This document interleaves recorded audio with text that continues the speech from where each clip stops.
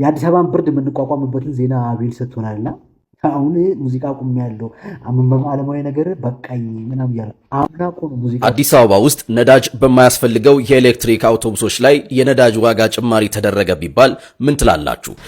እሺ የቲክቶክ ንጉስ እና አብሪ እቺ ልጅ 1 ሚሊዮን ብር እንዳሸነፈች በማስረጃ ነው የው ዜጋ ፖስት ላችኋለሁ። ቴክስት አድርጋላት አይደለ? ተነጋግሬ ከአብሪ ጋር ብሩን አፈጥሻለሁ ብላል። አልወሰደችም ነው ማለት ይሄን ፎቶ እስኪ አንዴ ይዩት፣ ይሄንንም ይዩት። እኔ ምለው እየታሰሩ እንደሆነ አልተነገራቸውም እንዴ? ፊልም የሚያስመርቁ ነው የሚመስሉት እኮ ፈገግታቸው። እስኪ ሰላም ውድ ሀገሬ ልጆች እንዴት ከርማችሁልኛል? ይህ ቻናል ለእናንተ ምርጥና አዳዲስ ነገሮችን የሚለቀቅበት ቻናል ስለሆነ ሁላችሁም ይህንን ቻናል መቀላቀል እንዳይረሳ፣ ሰብስክራይብ በማድረግ የዚህ ቻናል ቤተሰብ በመሆን ሁልጊዜ መለቃቸው ወቅታዊና አዳዲስ ነገሮች ወደ እናንተ ሊደርስ ማድረግ እንዳይረሳ። እንዲሁም ሁላችሁም ይህንን ቪዲዮ ላይክ በማድረግ ጀምሩት። ወደ ዛሬ ቪዲዮቻችን እንሂድ። ይህንን ፎቶ እስኪ አንዴ ይዩት። ፈገግ እያሉ ነው። እኔ ምለው እየታሰሩ እንደሆነ አልተነገራቸውም እንዴ? ፊልም የሚያስመርቁ ነው የሚመስሉት እኮ ፈገግታቸው። እስኪ በተቻላችሁ ኮሜንት ላይ ሜንሽን አድርጉት። አሁን ተበርሲሳ መቼም አንተ ማንንም አትፈራም። እባክህ በነካ እጅ እስኪ ቴሌንም አንዴ ቃኘት አድርገልን። የሆነ ችግር አለ ቴሌ ውስጥ።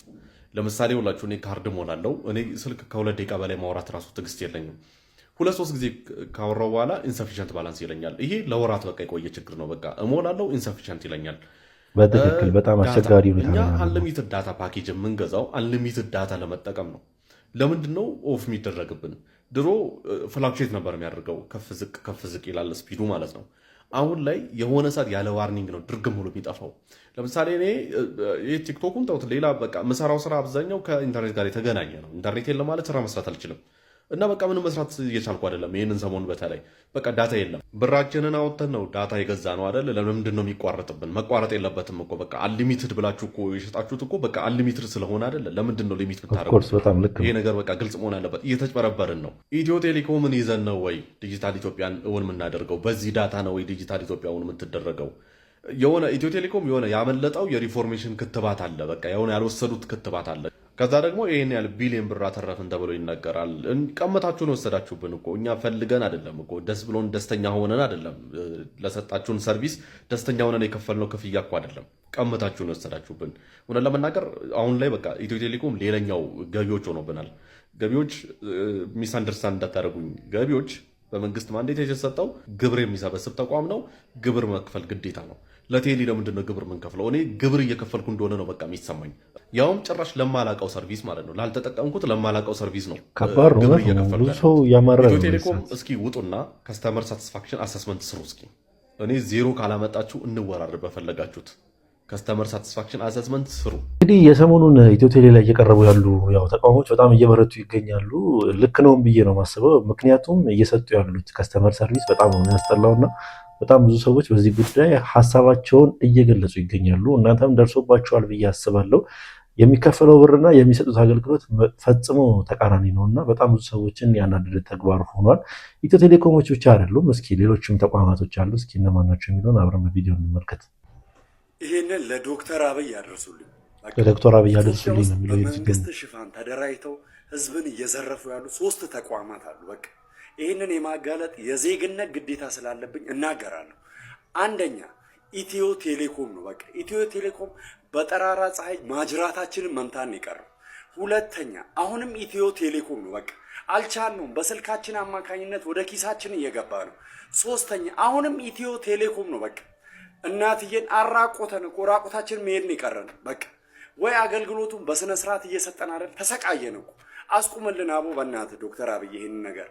ይህ ተግባር ብዙ ሰዎችን አስቆጥቷል። በተለይ ደግሞ ሰሞኑን የተደረገው የታሪፍ ጭማሪ የብዙዎችን ኪስ የነካ ተግባር ሆኗል እና ብዙ ሰዎች በአሁኑ ሰዓት ተቃውሟቸውን እየገለጹ ይገኛሉ እና ተቃውሞም አግባብ ነው ብዬ ነው ማስበው። ለምን እኔም አንድ የኢትዮ ቴሌኮም ተጠቃሚ ነኝ እና የሚሰጧቸው ከስተመር ሰርቪስ እና የሚያስከፍሉት ብር በጣም ፈጽሞ ተቃራኒ የሆነ ነገር ነው እና ብዙ ሰዎች በዚህ ሰዓት ላይ በጣም ተቃውሟቸውን እያሰሙ ይገኛሉ።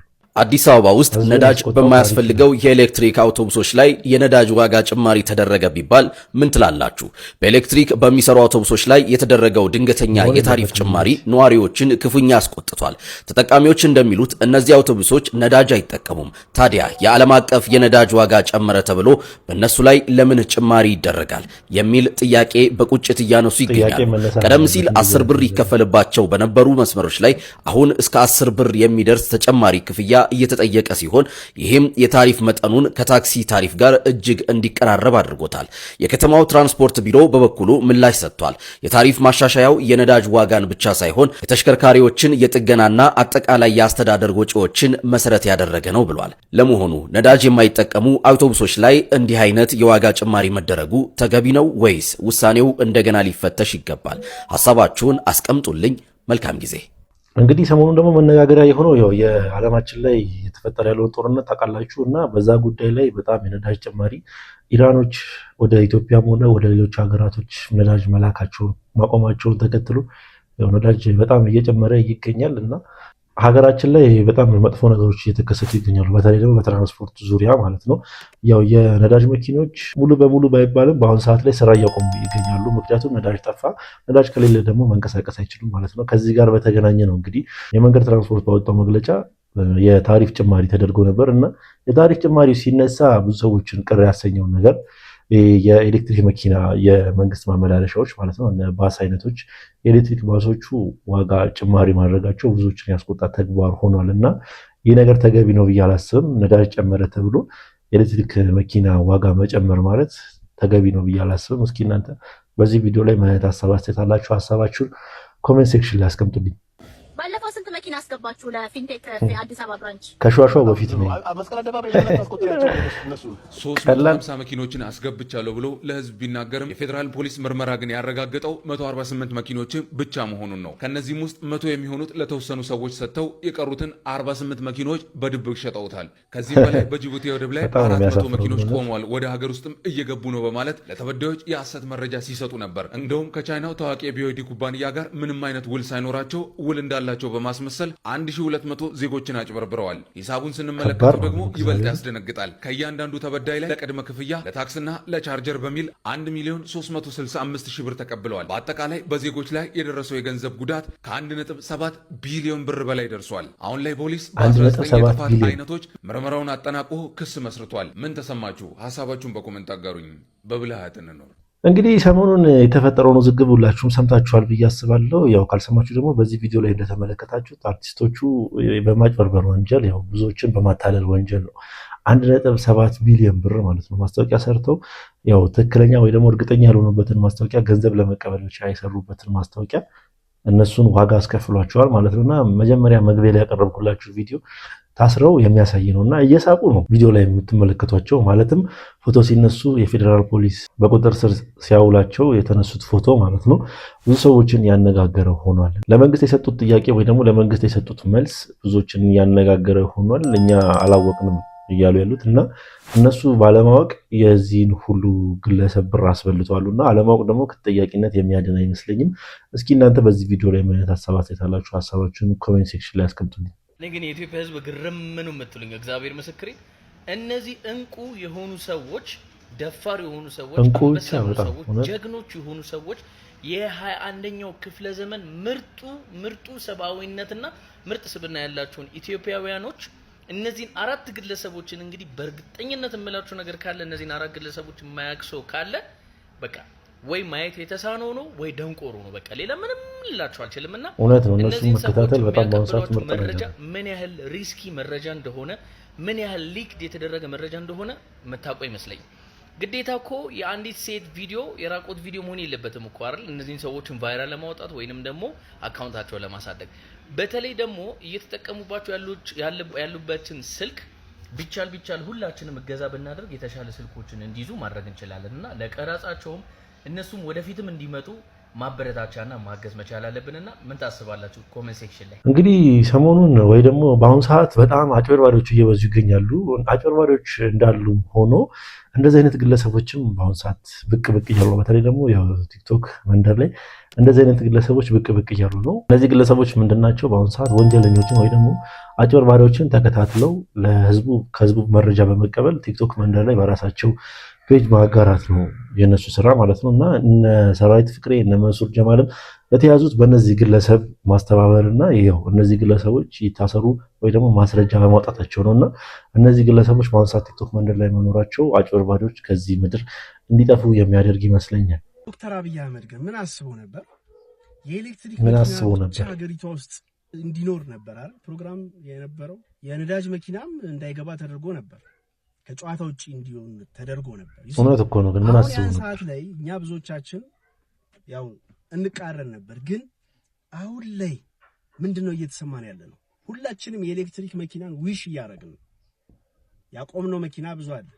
ነዳጅ መርገጥ እየፈራን ነው። ቀድሞ ማድረጉ ለብዙዎች እንዲተርፍ ሆኗል።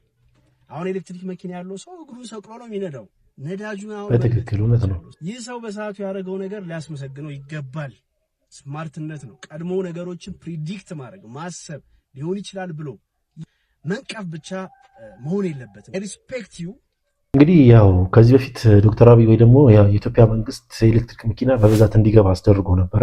ኤሌክትሪክ መኪኖችም እንዲገቡ ቅድሚያ እየሰጠ ነበር እና በአሁኑ ሰዓት ላይ ኤሌክትሪክ መኪና ቀድሞ መግባቱ የብዙ ሰዎችን አይምሮ ያሳረፈ ነገር ሆኗል። ቀድሞ ባይገባ አስኖሩ በተለይ ደግሞ ራይድ ሹፌሮች እንደዚህ አይነት ነገሮችን ወይ ደግሞ እንደዚህ አይነት መኪኖችን ባይዙ ኖሮ በአሁኑ ሰዓት የትራንስፖርት መጨናነቁ ወይ ደግሞ የትራንስፖርት እጦቱ እንዴት ሊሆን እንደሚችል ማሰብ ቀላል ይመስለኛል። እና አንዳንዴ ማመስገን ካለብንም በእንደዚህ አይነት መልኩ ማመስገን ያለብን ይመስለኛል። እናንተ እስኪ በዚህ ቪዲዮ ላይ ምን አይነት ሀሳብ አስተያየት አላችሁ? ሀሳባችሁን ኮሜንት ሴክሽን ላይ አስቀምጡልኝ። ቀጣዩ የቤተሰብ ጨዋታ አጫዋች ማን ቢሆን ደስ ይላችኋል? ኢቢኤስ እንግዲህ ለምርጫ ያቀረባቸው 3 ሰዎች እነዚህ ናቸው። እናንተ ማን ቢሆን ትመርጣላችሁ? እስኪ ሀሳባችሁን ኮሜንት ላይ አስቀምጡልኝ። እንዲሁ ስለ ቤተሰብ ጨዋታ ሲያስብ ለነበሩ ሰዎች በሙሉ ይህን ቪዲዮ ላኩላቸው። ብዙ ጊዜ ኮፒ ሊንክ አድርጉት። አዲስ አካውንት ስለሆነ እና አካውንት ፎሎ እያደረጋችሁ ኢቢኤስ እንግዲህ በቅርቡ በሞት ያጣነው ነፃነት ወርቅነህን ተክቶ በቀጣይ የቤተሰብ ጨዋታ አጫዋች ማን ቢሆን ትመርጣላችሁ ብሎ እነዚህን 3 ግለሰቦች እንግዲህ ምርጫ አቅርበዋል። ኮሜዲያን አዝመራውን እንግዲህ ለምርጫ አቅርበዋል። እናም እንግዲህ ከነዚህ ከ3ቱ በእናንተ ምርጫ ነው ቀጣዩ የቤተሰብ ጨዋታ አጫዋች የሚመረጠው ማለት። 3ቱም እንግዲህ እንዴት ፐርፎርም ሊያደርጉ ይችላሉ ወይም ደግሞ ፕሮግራሙ እንዴት ያስኬዱታል የሚለውን የራሳቸው የሙከራ ፕሮግራም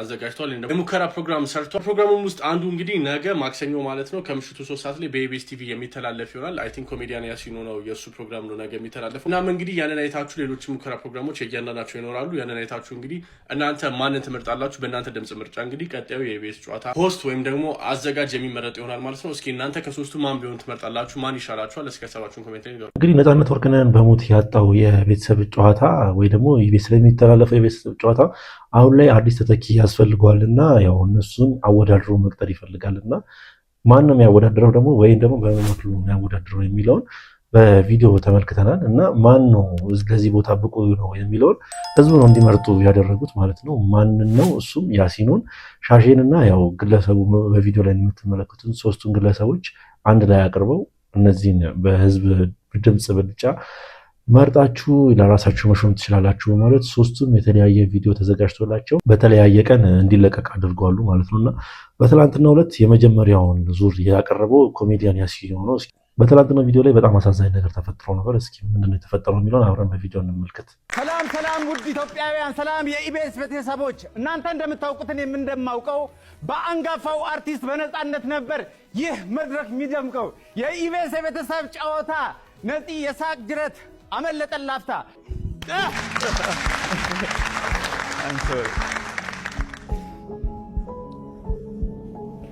እንግዲህ በጣም አሳዛኝ ነገር ነበር በምስሉ ላይ እንደምትመለከቱት ማለት ነው።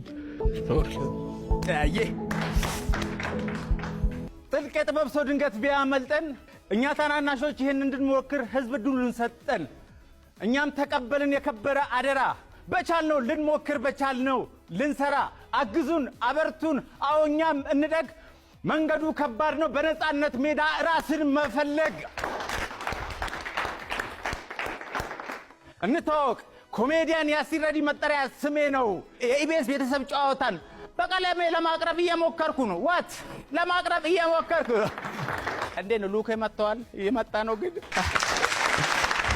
ለመላው ኢትዮጵያ ህዝብ ለዚህ ፕሮግራም ይመጥናል ብላችሁ እኔም ቮት ያደረጋችሁ ድምጽ የሰጣችሁ ይሆናል ይሞክር እስኪ እኔው ይሞክር እስኪ ብላችሁ እዚህ መድረክ ላይ ይሄ ትልቅ መድረክ ነው። እዚህ መድረክ ላይ የጋበዛችሁኝ ቤተሰቦቼ አመሰግናለሁ። እድሉን ከሰጣችሁ እንግዲህ በዚህ መልኩ ነበረ በትናንትናው ዕለት ያው ኮሜዲያን ያሲን የመጀመሪያውን ዙር ያቀረበው ማለት ነውና ይህ ታይቶ ይመስለኛል ድጋሚ እጩ ወይ ደግሞ ድጋሚ ምርጫ ተሰባስበው ሶስቱም በተለያየ ኤፒሶድ ወይም በተለያየ ክፍል አቅርበው የተለያየ አስተያየታቸውን ተሰብስቦ ማን ጥሩ እንደሆነና ማንኛው ለዚህ ቦታ ብቁ እንደሆነ የሚነገር የሚመስለኝና እስኪ እናንተ ማን ቢሆን ይመስላችኋል? ኮሜዲያን ያሲን ወይስ ሁለቱ በምስሉ ላይ ታዩት ሻሼና አንደኛው አላዛር የተባለው ግለሰብ ማለት ነው? ማን የሚሆን ይመስላችኋል? እስቲ ሀሳባችሁን ኮሜንት ሴክሽን ላይ አስቀምጡልኝ። በጣም ከኔ ጋር የተሳሳተ ሆቴል ይላል። ይኸው አባቴ የኛ አይደለም የእናንተ ታሪካ በዛበት እኮ የተጠቀማችሁት ነው። ጠራሃለሁ ቀልቼበት እኮ ነው። እንደዚህ አይነት ነገር አላወቀኝም። እንዳትጨናነቂ አንቺ ና ምንድነው አባቴ? ፀጉር ብቻ ነው እኮ ጭንቅላት ነው እንዲቀቀልልኝ ምግቡ እንዳለ ብያለሁ እንደ ነው። አንቺ እንዴት ነው ምግቡ? እኔ እንጃ የኔ ንጹህ ነበር። ያንጻሽ ምንድነው ጭንቅላት ነው እንዴ? ይረጋጉ አለቃ። እዚህም ውስጥም ካሜራ ስላለ እናጣራለን። ችግር የለም። ውስጥም እዚህ አለ እዚህም ስላለ አይ ኒፎስ ቢያ አለበት ተበላ ይላል አባቴ። ጭንቅላት ይረግፋል ፀጉሬ ምናምን እንደጎንብህ እንትን ያኔ ይችላልና እቃ ማጠቢያ ቤት ነው። ይህ ነገር የሚያሳየው ወይ ደግሞ ይህ ቪዲዮ የሚያሳየው በአሁኑ ሰዓት ሆቴሎቻችን ምን አይነት ብር እያስከፈሉ እንደሆነ በሚያስቅ መልኩ ያቀረበው ይመስለኛል። አያስቅም ነገሩ። በአሁኑ ሰዓት ላይ እየተደረጉ ያሉት ነገሮች ግን እኛ ኢትዮጵያውያኖች ስንባል በቃ በሆነም ባልሆነም ሳቅ መፍጠር ያው ባህላችን ነው ብዬ ነው። እና እየተደረጉ ያሉ ነገሮች ሆቴሎቻችን ላይ በጣም አሳፋሪና በጣም ከሀገራችን ጋር የማይሄዱ ስታንዳርዶችን እያመጡ ይገኛሉ። የአዲስ አበባን ብርድ የምንቋቋምበትን ዜና አቤል ሰጥቶናልና አሁን ሙዚቃ ቁም ያለው አመንበብ ዓለማዊ ነገር በቃኝ ምናምን እያለ አምና እኮ ነው ሙዚቃ ወጣው አልበም ሙሉ አውጥተህ የሚያዳምጥልህ ሰው አጣኝ። ፖለቲካውን አሟሟቅ እኮ አሟሟቅ ብልጽግና የኔ ነው መስራች ነው እኔ ብቻ የሚመለከተኝ አልክ እኮ። ለዛ ሰው ሙዚቃ የሚያዳምጥልህ ስላጣ ነው ዘይድከው እንጂ ሃይማኖተኛውን አይደለም። አቤሎ እየተደማመጥን እንጂ ሙሉ አልበምህን እኮ ራስን ያዳምጥከው። በነገራችን ብልጽግና ብቻ ስለሆነ እኮ አይደለም ፖለቲካ የሚተቸው የመላእክቶች ስብስብ ቢሆን ፖለቲካ መተቸቱ አይቀርም። ህዝብ በቃ ፍላጎት አለ። ፍላጎት አንሊሚትድ ነው። ሰው ህዝቡ ይጠይቃል። የፈለግ መልአክ ብታመጣ ጠይቃለ ጥያቄና ለምን ብልጽግና ተጠየቀ ብለህ ቆየየ ስትል እኮ ነው ሰው ሙዚቃውን የሚያዳምጥልህ ያጠባ ነው። አንተ ሰላማሞቅ እኮ ነው አልበሜን አናዳምጥም ስንል ዛሬ ደግሞ ሃይማኖት ቀየርኩኝ ምናምን አላዋጣኝም በል ከሰርኩ በል ከስሬ በዚህኛው በኩል ለሽቁሌ ልሞክር በል መካካዱ አያስፈልገንም። እና ሙዚቃ ሙሉ አልበምን ራስን ያዳመጥከው እኔ ብቻ አማላጄ ነው አልክ እኮ አንተ። እግዚአብሔርን ብልጽግና አማላጄ ነው ለእኔ ብቻ ላይ መጣው አልክ እኮ። መንግስት አይተች እኮ አልክ። ብልጽግና ራሱ እንደዚህ ያለንም እንዳንተ። እንግዲህ አቤል ሙሉጌታ ድምፃዊ አቤል ሙሉጌታ ወደ ጌታ ተመልሼ ለጌታ ዘምራለሁ በማለት ቲክቶክ ፔጁ ላይ ወይ ደግሞ ሶሻል ሚዲያ ፔጁ ላይ አጋርቷል ማለት ነው። እና ብዙ ሰዎችን ቅር ያሰኝና ብዙ ሰዎችን ግራ ያጋባ ነገር ሆኗል።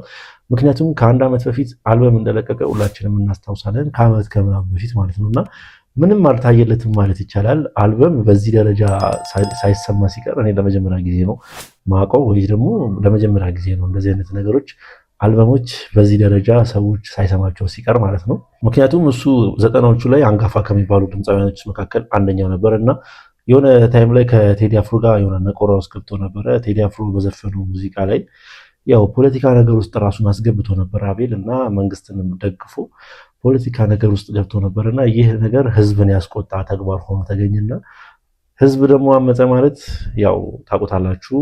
ድምፃዊ ማለት ብዙ ጊዜ ለህዝብ ወይ ደግሞ አንድ አርቲስት ድምፃዊ ሲባል ለህዝቡ ነው ቆሞ ያለበት ብዬ ነው ማስበውና ህዝብ ያመፀበት ነገር ምንም ጊዜ ጥሩ ነው ይሆናል ብዬ አላስብም። እሺ የቲክቶክ ንጉስ የሉና ብት 1 ሚሊዮን እቺ ልጅ 1 ሚሊዮን ብር እንዳሸነፈች በማስረጃ ነው የው ዜጋ ፖስት ላችኋለሁ። ቴክስት አድርጋለት አይደለ? ተነጋግሬ ከአብሪ ጋር ብሩን አፈጥሻለሁ ብላል። አልወሰደችም ነው ማለት አልወሰደችም ብሩ። አዶኒ ደግሞ ምን አገባው? ለምትሰዎች ደግሞ ማን ነው እሱ? ከሷ ጋር ሆኖ ሌሎች ድርጅቶች አሉ። እሱንም በሰፊው መጣበታል ነው።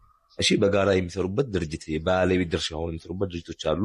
እነ ስራ ይፈቀማ ያሉበት ነው ያጀማ እና ከዚህ በኋላ እንደዚህ ተመሳሳይ ፊልሞችን መስራት አታቆሙ። ሲቀጥል ደግሞ ገና ስለ አብሪ ራሱ የመኪና ፍቃድ ማስገቢያው አለሽ የለሽ የሚለው ነገር ራሱ ገና እናጣራለን። እሱ ነው። እሺ ማስታወቂያ ቻሌንጅ አስርተሽ ብር አልከፍልም የምትይው ማን ስለሆንሽ ነው? ሲቀጥል ደግሞ ቲክቶከሮች እናንተ ስንት ጂም ሁለት የሚሰሩ ሰዎች ከዚህ ሲጣሉ ሽማግሌ ሄዳቸው ያሰራጭ ሰዎች አሉ እንዴ? አልነበራችሁ? ሄዳችሁ አላሰረቃችሁም እንዴ? ታዲያ ምን ነው ለሷ ሲሆን ወይስ የእናንተ ጓደኛ ሲሆን ከሱ ጋር ላለመጋጨት ነው? ገባ? ፍትህ ባይዘው ማን ነው ባርሎ አይመጣም። እሺ ፍትህ ባርሎ አይመጣም። እንግዲህ አዶናይም በዚህ ዙር አልቀረለትም ማለት ይቻላል። እነዚህ ግለሰቦች ወደ አዶናይም መጥተዋሉ እና ይህ ነገር ጥሩ አይመስለኝም ለአዶናይ እና ይህን ነገር ቶሎ ቢፈታው ጥሩ ይመስለኛል። ምክንያቱም እነዚህ ግለሰቦች አንዴ የያዙትን ነገር የሚለቁ አይነት ሰዎች አይደሉም። ያው እስከ ጥግ ነው የሚያስኬዱት ማለት ነው። የእነ ሰራዊት ፍቅሬን እንዳስኬዱት ማለት ነው። እነ ሰራዊት ፍቅሬን ከመጀመሪያው እስከ መጨረሻው ድረስ ተከታትለው ነው ለእስር እስኪዳረጉ ድረስ መረጃዎችን ሲያቀብሉና መረጃዎችን ለሰው ሲሰጡ የነበረው ማለት ነው። እና ይህ ነገር ለአዶናይ ጥሩ አይመስለኝም እውነት ከሆነ ማለት ነው ሰውየው እየተናገረ ያለው ነገር እና አዶናይም ይህንን ነገር አይቶ መልስ ይሰጣል ብዬ አስባለሁ። ለማንኛውም ወጣቶች የዛሬ ቪዲዮቻችን እነኝን ይመስሉ ነበረ። ቪዲዮቻችን እንደተመቻችሁ ጥርጥር የለኝም። ቪዲዮ ከተመቻችሁ ላይክ፣ ሼር፣ ሰብስክራይብ በማድረግ የቻናላችን ቤተሰብ መሆን እንዳይረሳ። ሀሳብ አስተያየት ካላችሁ ኮሜንት ሴክሽን ላይ በጨዋ ድምፅ አስቀምጡልኝ። በቀጣይ ቪዲዮ እስክንገናኝ ድረስ ሰላም ቆዩልኝ።